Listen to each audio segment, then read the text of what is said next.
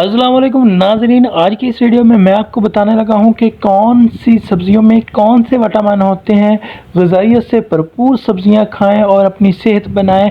और आपको मैं बताऊंगा इस वीडियो में कि कौन सी सब्ज़ियों में कौन से विटामिन हैं और कौन सी सब्ज़ियां आपको जो है वो खानी बहुत ही ज़रूरी है। चलिए वीडियो शुरू करते हैं। सबसे पहले बात करते हैं प्याज। जी हाँ, अगर आपको चाहिए सल्फाइड की वाफर मिकदार के लिए तो आप प्याज खाएं। प्याज जो है वो आपके अंदर सल्फाइड की वाफर मिकदार जो है वो पैदा करता है। और अगर आपको चाहिए विटामिन सी तो आप टमाटर खाएं। जी हाँ, टमाटर जो है वो आपके अंदर विटामिन सी जो है हासिल करने के लिए इस्तेमाल किया जाता है। उसके अलावा अगर आप पालक खाएंगे तो आपके अंदर विटामिन डी हासिल होगा, यानी कि पालक खाने से विटामिन डी आपके अंदर जो है वो आप हासिल करते हैं पालक के ज़रिए से।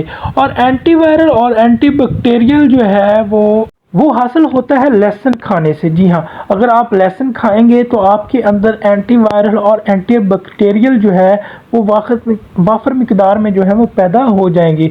अगर आप चाहते हैं कि आपके अंदर एंटीवायरल और एंटीबैक्टीरियल जो है वो वाफर मिकदार में मौजूद हों तो आपको लहसुन खाना चाहिए। जिस्म में पानी की कमी को पूरा करने के लिए आप खीरा खाएं। जी हाँ, अगर आप खीरा खाएंगे तो आपके अंदर जिस्म में जो पानी है उसकी कमी जो है वो पूरी हो जाएगी।